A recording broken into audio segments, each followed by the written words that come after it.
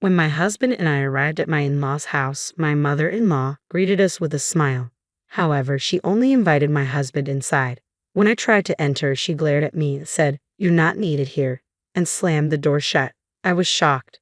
I gently opened the door again, but she glared at me with fury. "I heard about it. Your parents are in debt, aren't they? We don't need a wife like that," she said, and slammed the door again. I stood there, stunned, with my bags in hand. Inside, I could hear my husband and mother-in-law laughing and having a good time. I realized I didn't need to put up with this kind of treatment, so I quickly left. My name is Nancy. I'm a 32-year-old doctor working at the hospital my parents founded. I met my husband, John, when he was admitted to our hospital after an injury. He's charming, friendly, and a great conversationalist. Even though he's 5 years younger, he seemed mature and dependable. We got married after a year of dating. He works as a vice president at his father's company. My mother-in-law also worked at the company. Both his parents were thrilled when we got married. Your parents run a big hospital, and now a doctor is becoming our son's wife. It's like a dream. We're so glad to have you, Nancy, my mother-in-law used to say. Every year during Christmas and other holidays, we would visit my in-laws' house. They always welcomed us warmly. I would bring delicious food and drinks as gifts, which they used for New Year's celebrations. My mother-in-law would lead the cooking, and even though I offered to help, she would decline, saying, "Nancy, you work hard as a doctor. Just relax. Your family. Don't feel like you have to do anything." My husband would agree. I always looked forward to these visits. But today was different. My mother-in-law looked at me as if I were an enemy, her gaze cold and piercing. This was the first time I had experienced such coldness from her. Dead at my parents' house. I had never heard of such a thing. I have a younger brother who is also a doctor, and we both work at our family's hospital. Recently, my father called me to discuss his health, but there was no mention of any debt. As I drove home, I remembered a conversation I had with my husband a week ago. Both of us have busy jobs, but that day we happened to come home at the same time. My dad's retiring from being a doctor. He says his eyesight isn't what it used to be, especially for surgery, so they decided to close the hospital. I told him. My husband looked shocked and exclaimed, "What? The hospital's closing?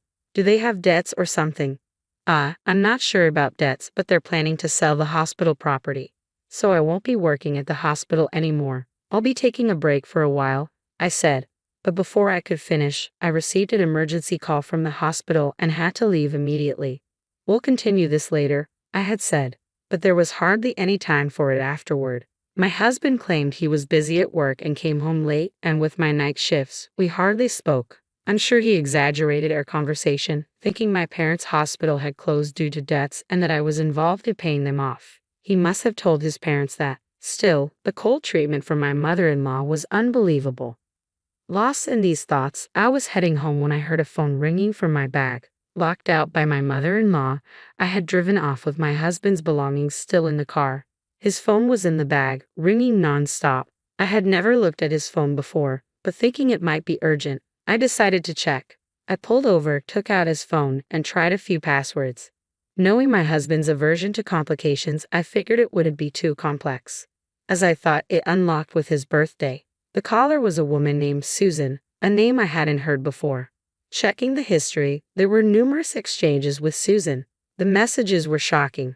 "I want to see you soon. I wish I could be with Susan forever. I'll be with my wife during the New Year holidays. I'll miss you. Once I get the money, I plan to leave her."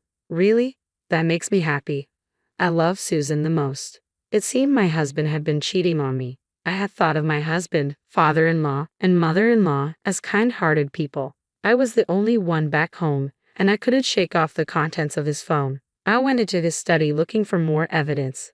Opening a drawer, I found photos of him with an unfamiliar woman, apparently from a trip, and hotel receipts. There were other shocking discoveries. Unable to come to terms, I decided to visit my parents' house. When I rang the doorbell, my mother opened the door, surprised. "Why are you here so late? You look pale. Are you okay?" Seeing her caring face, tears streamed down. Noticing my state, she wrapped me in a blanket. My father, sensing something was wrong, asked what happened. I told them about the in-laws and their unfair treatment. My mother was shocked and my father was furious. "It's so terrible. Ungrateful people." It turned out my husband's family business wasn't doing well. They often approached my father for financial help, which he provided, thinking of me. Maybe you should play along for a while and see their true colors, my father suggested. It seemed intriguing at the time. The next day, I returned to my in-laws' house and shouted at the entrance, "I'm sorry for being an immature wife. Please let me in." I brought various gourmet ingredients and fine wine as gifts and finally gained entry into the house. My mother-in-law, seeing the luxurious gifts, smiled greedily. Behind her, my father-in-law and husband gave me cold stares. "We only treated you well because we thought you were the daughter of a prestigious hospital. Now that we know your family's hospital is drowning in debt, you'll work hard as a wife," she said. "Understood," I replied. From then on, the harassment towards me was relentless. "Come on, start cooking," she ordered, kicking me towards the kitchen. Using the ingredients I brought, I prepared dishes and served them. My father-in-law, mother-in-law, and husband eagerly began eating. "Hey, we're out of wine. Bring the next bottle. You're so inattentive. Is this all you cooked? You might be a smart doctor, but you're a terrible housewife," they complained, though they finished every dish. When they were done and I tried to eat, my mother-in-law slapped my hand, causing my fork to drop. "What are you doing sitting? You think you're eating with us? Housekeepers eat leftovers in the kitchen." "So, I'm a housekeeper now?" I asked. "How dare you talk back? With all your family's debt, John, do you feel the same way?" "I never liked your arrogant attitude, Nancy. I tolerated it because I thought your family was wealthy." "Listen to Mom. I'll keep you around as a housekeeper," he replied. Hearing my husband's true feelings, I was stunned. I had hoped he was just going along with his parents, but that hope was shattered. He had married me for my family's supposed wealth and had been pretending all along. I realized that my husband's current behavior was his true nature. I ended up eating leftovers in the cold kitchen and was left with a mountain of dishes. "Save water and wash with cold," they demanded. Washing dishes with icy water in the freezing winter was cruel. It was so cold that my whole body trembled. For sleep, my mother-in-law pointed to a shed with no heating or bed. "Where is the bed?" I asked. "What, you think you're getting a bed? There are old towels and cardboard in the shed. Make do," she replied. I understood their true nature. Thankfully, I had recorded their abusive words. I had no more business in this house. That night, in the freezing shed, anger towards my father-in-law, mother-in-law, and husband kept me warm. I'll never forgive them. Late at night, after they drunkenly passed out, I drove back to my parents' house. After a good night's sleep, as I was packing the next morning, the door burst open. My mother-in-law and husband stormed in. "You think you can just leave without making breakfast? What's the meaning of leaving your husband behind?" they demanded. Their contemptuous looks were terrifying. It seemed my father-in-law was at work, but my husband and mother-in-law had come to berate me further. "I am done with both of you," I said. "You dare talk back to your mother-in-law and husband? You're even worse than I thought. We can divorce if you want, but if you initiate it, you will pay compensation. Maybe you can sell the hospital's land. It should fetch a good price." "We'll take that," my husband sneered. "That's a good idea," I said sarcastically, but my husband just smirked, thinking he had the upper hand. Then he threw a paper at me. It was a pre-filled divorce application. "If you don't do as I say, I'll use this," he threatened. "Good, this clears things up for me. What, you thought I would beg you not to leave? You think a bankrupt hospital and drowning in debt have no choice but to cling to you, right?" I said. He was completely mistaken. While it's true my father retired and closed the current hospital, we plan to relocate to a new facility near the train station. My brother and I would work there with me as the director. Far from being in debt, we had more than enough assets. Upon hearing this, my husband and mother-in-law turned pale. "That's a lie, right? You deceived me." My husband stammered. "I tried to explain, but you didn't listen and jumped to conclusions." "So your family is still wealthy then?" my mother-in-law mumbled, panicking. "Can we forget everything that happened yesterday and today? We have always been on good terms, right?" she pleaded.